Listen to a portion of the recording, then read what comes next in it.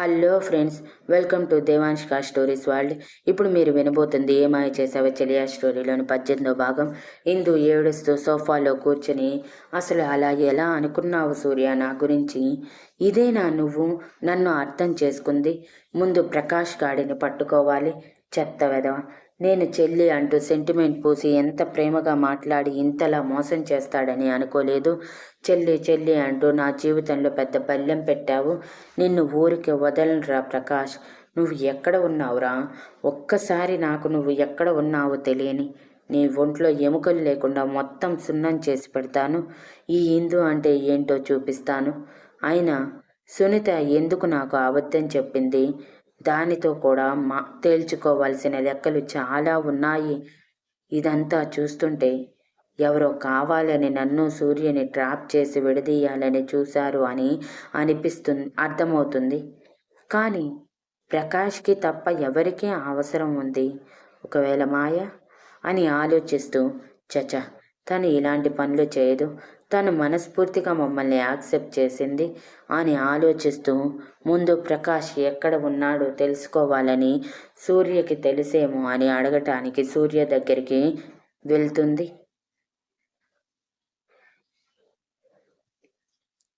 సూర్య లోపలికి వచ్చి బెడ్ మీద కూలబడి, ఇది ఏంటి ఇలా మాట్లాడుతుంది?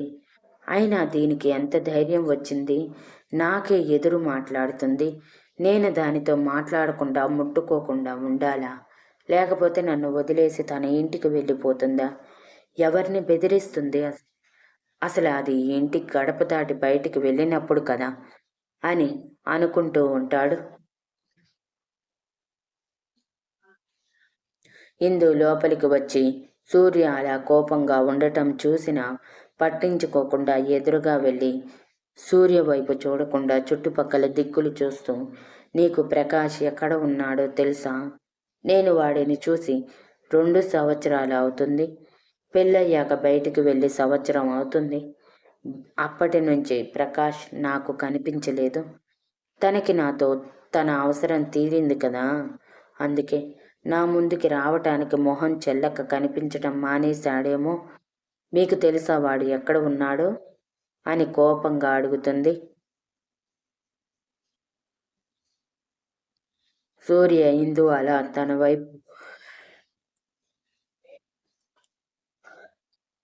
తన వైపు చూడకుండా దిక్కులు చూస్తూ మాట్లాడుతూ తనని ఇగ్నోర్ చేస్తుంటే, సూర్యకి ఎక్కడో మంది ఇందు రెక్క పట్టుకుని తన ఒళ్ళో కూర్చోబెట్టుకుని తన నడుం చుట్టూ చేయి వేసి ఎక్కడికి కదలనివ్వకుండా, కింద ఏమన్నావు? నేను నిన్ను ముట్టుకున్నా మాట్లాడినా ఇల్లు వదిలి వెళ్ళిపోతావా? ఎలా వెళ్తావు? నీ మెడలో ఇది కట్టింది నేను అని తాళి చూపించి మాట్లాడి, ఇది ఉండగా నువ్వు నా ఇంట్లోనే నా భార్యగానే ఉండాలి, ఎక్కడికి వెళ్ళటానికి వీల్లేదు. మరొకసారి నువ్వు నాకు దూరం అయిపోతానన్న మాట నీ నోటి నుంచి వచ్చింది అంటే నిన్ను చంపి నేనే చేస్తాను. అర్థమైందా అని బేస్ వాయిస్లో అడుగుతాడు. ఇందు సూర్య వార్నింగ్కి కొంచెం కూడా పట్టించుకోకుండా తన ఒళ్ళో నుంచి లేవటానికి గింజుకుంటూ, మిస్టర్, నన్ను వదలండి. ఆయన మీకు నాకు ఏ సంబంధం లేదని ఇందాకే డిక్లేర్ చేసి చెప్పాను కదా. నన్ను మీ హక్కుగా ఇలా ముట్టుకోవటం మానేస్తే చాలా మంచిది. ఇక తాళి గురించి అంటారా? ఇది మీకు ఇష్టం లేకుండా నా మెడలో చేరిందన్నారు కదా. ఇప్పుడు ఇది నాకు కూడా ఇష్టం లేదు. ఇద్దరికీ ఇష్టం లేని బంధంలో ఉండటం అనవసరం. అందుకే విడిపోదామని చెప్పాను. మీకు ఇష్టం ఉన్నా లేకపోయినా జరిగేది అయితే మన విడాకులే. కానీ మీరు నన్ను ముట్టుకుంటే నా ఒంటి మీద తేళ్ళు చెర్రులు పాకినంత అసహ్యంగా ఉంది. ఇక నుంచి నన్ను ముట్టుకోవటానికి ట్రై చేయకండి. కనీసం 10 అడుగుల దూరం మెయింటైన్ చేయండి ప్లీజ్ అని చిరాకుగా అంటుంది.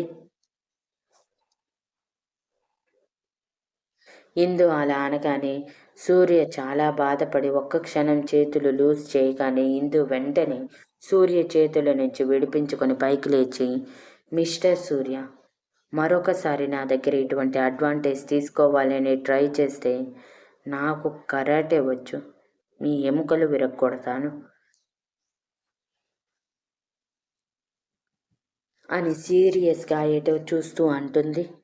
ఏది ఆ మాట? అదే మాట నా కళ్ళల్లోకి చూసి చెప్పు. మనిద్దరి మధ్య ఏమీ లేదా? మన మధ్య బంధం తెగిపోయిందా? ఇంతేనా ఇద్దరి మధ్య ఉన్న రిలేషన్ అని ఫస్ట్ టైం బాధగా అడుగుతాడు. సూర్య అంత బాధగా అడుగుతుంటే ఇందు మనసు కన్నీరు కారుస్తూ, అంతే, మన మధ్య బంధం ఈరోజు సాయంత్రమే తెగిపోయింది. అది కూడా మీరే తెంచేశారు. ఇక ఈ బంధంతో నాకు అవసరం లేదు అని నిక్కచ్చిగా చెప్పి, ముందు నేను అడిగిన దానికి సమాధానం చెప్పండి. మీకు మీ ఎనిమి ప్రకాష్ ఎక్కడ ఉన్నాడో తెలుసా? నాకు ఒక్కసారి వాడు ఎక్కడ ఉన్నాడో చెప్తే వాడిని తీసుకువచ్చి వాడి మక్కలు విరగ్గొట్టి అయినా సరే మీకు నేను ఏ తప్పు చేయలేదని ప్రూవ్ చేస్తాను అని కోపంగా అంటుంది. వాడు ఎక్కడ ఉన్నాడో నాకు తెలుసుంటే ఈ పాటికి నా చేతిలో చచ్చి సంవత్సరంన్నర అయ్యుండేది. వాడి కోసం నేను సంవత్సరం 6 నెలల నుంచి వెతుకుతూనే ఉన్నాను. ఇప్పటికే కనిపించలేదు. ఎక్కడ ఉన్నాడో తెలియకుండా జాగ్రత్త పడుతున్నాడు. వాడు కానీ నా చేతికి దొరికితే మాత్రం నా చేతిలో నరకం అనుభవించి చస్తాడు వెధవ అని కోపంగా పిడికిలి బిగించి అంటాడు. ఏంటి, ఆ ప్రకాష్ గారు కనిపించటం లేదా? మరి ఇప్పుడు ఎలా నేను మీకు నా నిజం నిరూపించాలి అని కంగారుగా అడుగుతుంది.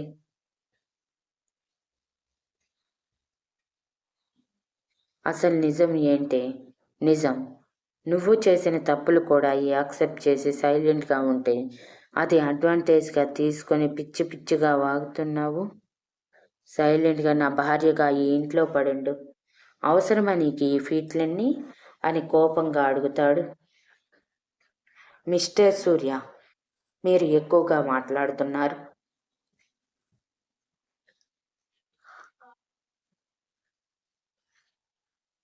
నా క్యారెక్టర్ మీద నింద పడినప్పుడు అది అబద్ధమని నిరూపించుకోవాల్సిన అవసరం నాకే ఉంది. మీరు మాట్లాడకుండా మీ పని మీరు చూసుకోండి. నా క్యారెక్టర్ మీద పడిన నిందని చెరుపుకోవటానికి నా దారి నేను వెతుక్కుంటాను అని అక్కడి నుంచి విసురుగా వెళ్ళిపోతుంది. సూర్య వెళ్తున్న ఇందు వైపే చూస్తూ, ఇదేంటి ఇంత ఖచ్చితంగా చెప్తుంది? ఒకవేళ నిజంగానే ఇది నాకు దూరం అయిపోతుందా? ఇప్పుడు నేను పట్టుకుంటేనే నా మొహంలోకి అసహ్యంగా చూస్తూ తేళ్ళు చెరువులో పాకుతున్నట్టు అంటుంది. ఇది ఇలా మాట్లాడుతుంటే నా మనసుకి చాలా కష్టంగా ఉంది. అసలు ఏం జరుగుతుంది నా జీవితంలో? దీంతో ఎన్నో కన్నలు కన్నాను. మాకు పిల్లలు పుట్టి వాళ్ళని ప్రేమగా చూసుకుంటూ లైఫ్ మొత్తం పూర్తిగా ఎంజాయ్ చేయాలని ఊహించుకున్నాను. అన్నీ తలక్రిందులైపోయాయి అని అనుకుంటూ బెడ్ మీద పడుకొని ఆలోచిస్తూ, రే ప్రకాష్గా, ఎక్కడికి పోయావురా? నీ గురించి చిన్న విషయం కూడా తెలియట్లేదు. సంవత్సరంన్నర నుంచి వెతికిస్తున్నాను. ఈ వెధవులు చిన్న క్లూ కూడా కనిపెట్టలేకపోయారు. ఆఖరికి మీ అమ్మ నాన్నలు కూడా ఇక్కడ లేరు. అసలు ఎక్కడికి వెళ్ళిపోయారు అని అనుకుంటూ ఉంటాడు. బయటికి వచ్చిన ఇందు, ప్రకాష్ సంవత్సరంన్నర నుంచి కనిపించటం లేదా? అసలు ఏం జరుగుతుంది నా చుట్టూ? ప్రకాష్ కనిపించకపోవటం ఏంటి? వాడికి కావలసింది మేమిద్దరం విడిపోవటమే కదా. మరి మమ్మల్ని పెళ్లి చేసుకున్న తర్వాత కూడా ఒకవేళ సంతోషంగా ఉన్నాను అనుకుని విరగొట్టడానికి మా ముందుకి రాలేదు ఎందుకు అని ఆలోచిస్తూ వెంటనే ఆ రోజుల్లో హాస్టల్ గుర్తుకు వచ్చి, అవును, సునీత ఉంది కదా, అది నాతో అబద్ధం ఎందుకు చెప్పింది? ముందు దాన్ని నిలదీస్తే ఏమైనా విషయం రాబట్టచ్చు అని అప్పటికప్పుడే ఇంటికి వెళ్ళాలనుకొని కూడా టైం చూసి అప్పుడే 10 అయిపోయిందా? ఈ టైంలో ఇంటికి వెళ్తే అనవసరంగా మమ్మీ డాడీ టెన్షన్ పడతారు. సరేలే, రేపు ఉదయాన్నే వెళ్ళి సునీతతో మాట్లాడి ఏ విషయం తెలుసుకోవాలి అనుకుంటూ గెస్ట్ రూమ్కి వెళ్ళిపోతుంది. ఇంటికి వచ్చిన విశ్వనాథ్ గారికి విషయం అంతా తెలిసి కోపంగా మహాదేవి గారితో, నీ మనవడు స్పృహ ఉండే ఇలాంటి పనులు చేస్తున్నాడా? అయినా ఇందుని అంత దారుణంగా అవమానించడానికి అసలు వాడికి మనసులా వచ్చింది? ఏం మాయరోగం వచ్చింది వాడికి ఇలా తయారయ్యాడు? ఇందు సంవత్సరం నుంచి మన కళ్ళెదురుగా ఉంది. తను అలాంటి మనిషి అయితే నిమిషాల్లోనే మనకి అర్థమయ్యేది కదా. నా అనుభవం అంత లేదు, వాడి వయసు ఇంత లేట్గా ఇంత జరిగితే ఒక్క మాట కూడా చెప్పలేదు. కనీసం మాట వరుసకి చెప్పి ఉన్నా వాడికి అసలు నిజమేంటో అర్థమయ్యేలా చెప్పేవాళ్ళం. దీనివల్ల ఇందు మనసు పూర్తిగా విరిగిపోయింది. ఇప్పుడు ఎవరితో మాట్లాడినా ఏమీ లాభం ఉండదు. ఇందుకి కొంచెం కోపం తగ్గాక అప్పుడు వెళ్ళి జరిగేది చూస్తూ ఉండటం తప్ప ఏమీ చేయలేము అని మహాదేవి గారితో అంటారు. సూర్య ఇందు ఆలోచనలలో సతమతమవుతూ నిద్రపోకుండా ఉంటే ఇందు సూర్య చెప్పిన దాని చెప్పినంత అబద్ధమని ఎలా ప్రూవ్ చేసుకోవాలా అని ఆలోచిస్తూ నిద్రపోకుండా ఉంటుంది. ఉదయం 9 గంటలప్పుడు సూర్య హడావిడిగా మహాదేవి గారి దగ్గరికి వచ్చి, ఇందు ఇంట్లో లేదు,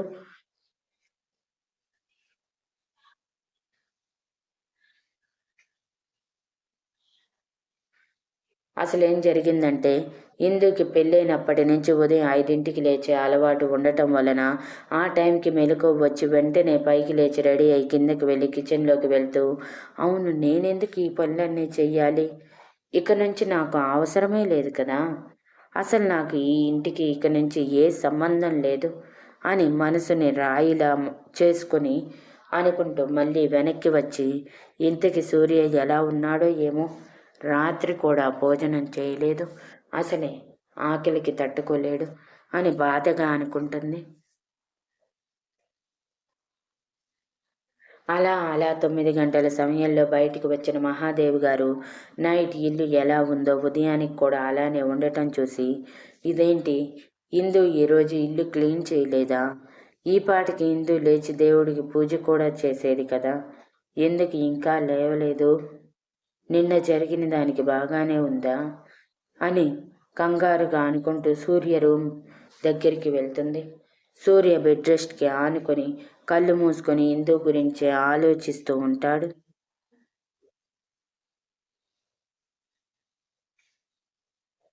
మహాదేవి గారికి లోపలికి వచ్చి రూమ్ మొత్తం చూసిన ఇందు ఎక్కడా కనిపించకపోయేసరికి, సూర్య ఇందు ఎదురా లేచినప్పటి నుంచి కనిపించటం లేదు అని కంగారుగా అడుగుతారు.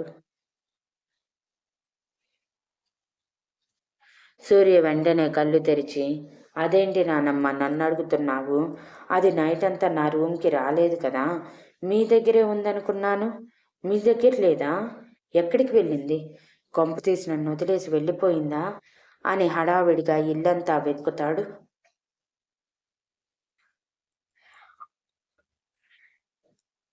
ఇల్లు మొత్తం వెతికిన ఇందు ఎక్కడా కనిపించకపోయేసరికి, ఇందు కనిపించటం లేదు, ఎక్కడికి వెళ్ళింది నానమ్మ, ఇల్లు మొత్తం వెతికినా ఎక్కడ కనిపించలేదు అని బాధగా అడుగుతాడు. నువ్వు చేసిన పని వల్ల ఇందు వెళ్ళిపోయినట్లు ఉంది, అయినా బంగారం లాంటి పిల్లని అనుమానించడానికి నీకు మనసెలా వచ్చిందిరా, ప్రాణం కంటే ఎక్కువగా ప్రేమించానమ్మా, ప్రాణం కంటే ఎక్కువగా ప్రేమించాను అన్నావు, మరి తనని ప్రేమించినప్పుడు తెలియలేదా ఇందు ఎలాంటిదో, సరే అప్పుడు తెలియలేదే అనుకో, పెళ్ళైన తర్వాత నుంచి నీ ఎదురుగానే ఉంది కదా, అప్పుడైనా అర్థం కాలేదా తన క్యారెక్టర్ ఏంటో, సంవత్సరం రోజులు నువ్వు ఊ అంటే ఊ అని ఆ అంటే ఆ నీ ఇంట్లో పని మనిషిలా ఉంది కదరా, నువ్వు కొడితే పడింది, తిడితే నవ్వింది, సైలెంట్గా నువ్వు చెప్పిన ప్రతి పని చేసింది, అలాంటి పిల్లని బాధ పెట్టావు, ఇది చాలదన్నట్టు ఇప్పుడు ఏకంగా నువ్వు తనని అనుమానించావు, అందుకేనేమో ఇక ఇక్కడ ఉండటం వేస్ట్ అనుకొని వెళ్ళిపోయి ఉంటుంది, నువ్వన్న మాటలకి దాని మనసు విరిగిపోయింది, ఇదంతా నువ్వు చేసుకున్నదే కదా, అనుభవించు అని నిష్ఠూరంగా మాట్లాడి లోపలికి వెళ్ళిపోతుంది. సూర్య, ఇందు ఎక్కడికి వెళ్ళావే, నాకు చెప్పకుండా వెళ్ళటానికి నీకెంత ధైర్యం, ఇంటికి రావే నీ పని చెప్తాను అనుకుంటూ హడావిడిగా రెడీ అయి బయటికి వచ్చి వాచ్మెన్ని అడుగుతాడు. అతను ఉదయాన్నే 7 గంటలప్పుడు బయటికి వెళ్ళిందని వాచ్మెన్ చెప్పగానే, ఎక్కడికి వెళ్ళావే, కనీసం నాకు ఒక మాట చెప్పాలని కూడా తెలియదా అని కార్ తీసుకుని బెంగళూరు రోడ్ల మీద పడతాడు.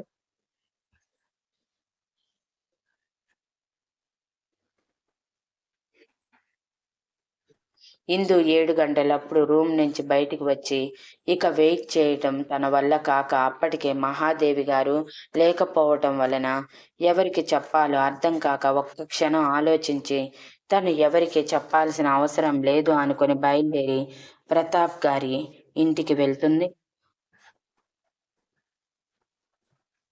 ఒక అరగంట ప్రయాణానికి అనగా 7 గంటల 30 నిమిషాల సమయంలో ఇందు సంవత్సరం తర్వాత మొదటిసారి ప్రతాప్ గారి ఇంటిలో అడుగు పెడుతుంది.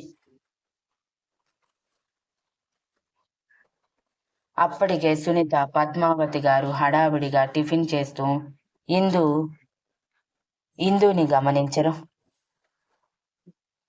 ఇందు లోపలికి వచ్చి ఇల్లంతా ఒకసారి చూసి అందులో తనకి ఉన్న జ్ఞాపకాలన్నీ గుర్తుకు వచ్చి కంట్లో తడిచి అంతే చూస్తూ ఉంటుంది. అంతలో నిద్ర లేచిన వివేక్ నిద్ర కళ్ళతోనే పైనుంచి కిందకు వస్తూ సునీత కాఫీ అని అరుస్తాడు.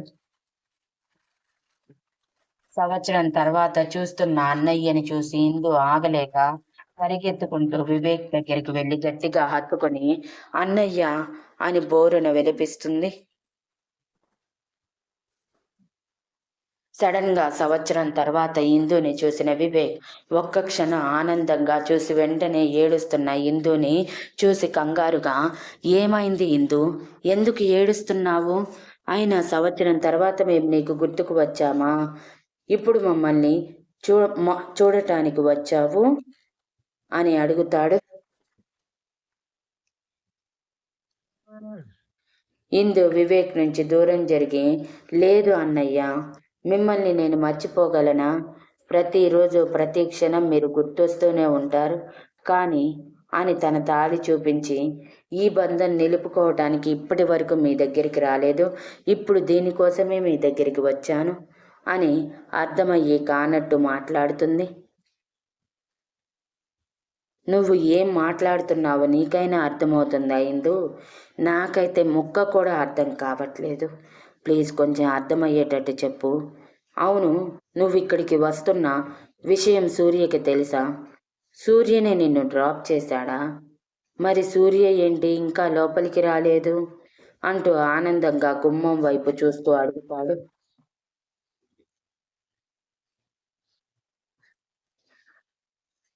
ఇందుకి ఏడుపు వస్తున్న ఆపుకొని, ఇప్పుడు వీళ్ళందరికీ సూర్య గురించి చెప్పి బాధ పెట్టడం ఎందుకు అనుకుని, అర్జెంట్ వర్క్ ఉంది అని చెప్పి నన్ను ఇక్కడ డ్రాప్ చేసి వెళ్ళాడు అన్నయ్య. వెళ్ళేటప్పుడు పికప్ చేసుకుంటాను అన్నాడు అని అంటుంది.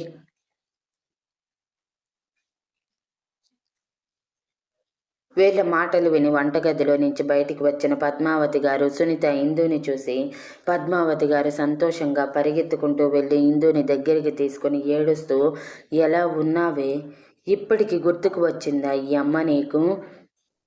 కనీసం ఒక్కసారంటే ఒక్కసారి కూడా ఫోన్ చేయలేదు, ఇంటికి రాలేదు, నీ మీద నేను అలిగాను పో అని అంటూనే ఇందుని దూరం జరగనివ్వకుండా గట్టిగా హత్తుకొని అంటుంది.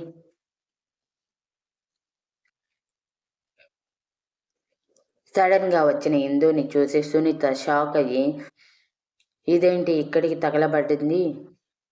అయినా సూర్య ఎలా తనని ఎక్కడికి రానిచ్చాడు? నాకు తెలిసిన ఇన్ఫర్మేషన్ ప్రకారం సూర్య ఇందుని పని మనిషి కంటే దారుణంగా చూస్తూ కనీసం ఇంట్లో నుంచి కూడా బయటికి అడుగు పెట్టనివ్వట్లేదని తెలిసింది. మరి ఇదేంటి, సూర్యని తనని ఇక్కడే డ్రాప్ చేసి వెళ్ళాడని చెప్తుంది అని ఆశ్చర్యంగా చూస్తూ నిదానంగా దాని దగ్గరికి వెళ్తుంది.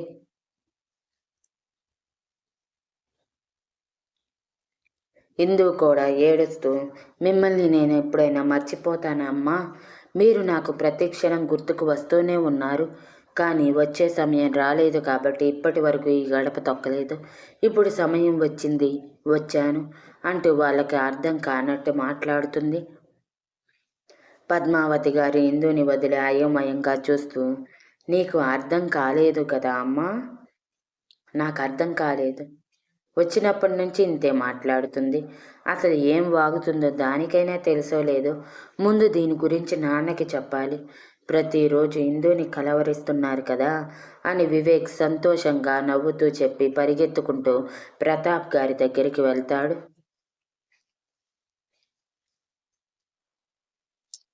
రా ఇందు అని చెప్పి తనని లాక్కుని సోఫాలో కూర్చోబెట్టి, ఇంతకి నీ అత్తారింట్లో ఎలా ఉంది? ఆ వెధవ నిన్ను సరిగ్గానే చూసుకుంటున్నాడా?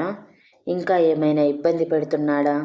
ఆయన పెళ్ళైనప్పటి నుంచి నిన్ను ఇక్కడికి ఎందుకు పంపించలేదు? మమ్మల్ని కూడా అక్కడికి రావద్దని చెప్పావంట. ఎందుకు అలా చెప్పావు ఇందు? నేను నిన్ను చాలా మిస్ అయ్యాను. నిన్ను ఎప్పుడెప్పుడు చూద్దామా అని ఎదురు చూస్తున్నాను. ఒక్కదాన్నే వద్దామనుకుంటే వివేక్ని దగ్గరికి వెళ్ళొద్దని ఒట్టు పెట్టుకున్నాడు. నువ్వు తిరిగి ఇంటికి వచ్చే వరకు నీ దగ్గరికి మేమెవ్వరం వెళ్ళకూడదని చెప్పాడు. అందుకే ఆగిపోయా.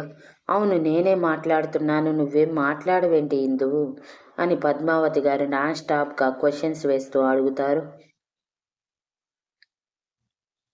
ఇందు నవ్వుతూ, నువ్వు నన్ను మాట్లాడనిస్తే కదమ్మా నేను మాట్లాడేది. నేను అక్కడ చాలా సంతోషంగా ఉన్నాను. సూర్య అయితే చిన్న దెబ్బ కూడా వేయకుండా చూసుకుంటున్నాడు అపురూపంగా అంటూ సూర్య కొట్టిన ప్రతి దెబ్బ గుర్తు చేసుకొని కష్టంగా మొహం మీద నవ్వు పులుముకొని, అమ్మమ్మ తాతయ్య అయితే తన సొంత మనవరాలిలాగా సూర్య కంటే ఎక్కువగా చూసుకుంటున్నారు. నేను అక్కడ చాలా సంతోషంగా ఉన్నాను మమ్మీ.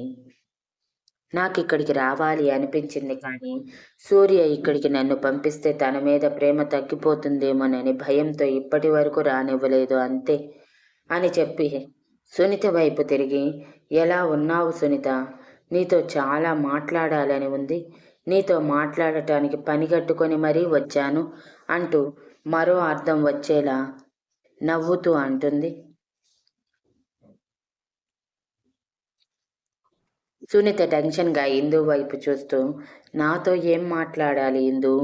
అవును, సూర్య అన్నయ్యని నిన్ను వదిలిపెట్టాడు అన్నావు కదా, సూర్య అన్నయ్య మరి లోపలికి రాలేదు ఏంటి అని అడుగుతుంది. ఇందు సునీత టెన్షన్ని గమనిస్తూనే ఏదో విషయం ఉందని అర్థమయ్యి, సూర్యకి అర్జెంట్ వర్క్ ఉందని ఆఫీస్కి వెళ్ళాడు. తిరిగి ఇంటికి వెళ్ళేటప్పుడు పికప్ చేసుకుంటాను అన్నాడు. అప్పుడు వస్తాడులే ఇంటి లోపలికి అని నవ్వుతూ చెప్పి పద్మావతి గారితో మాట్లాడుతూ ఉంటుంది.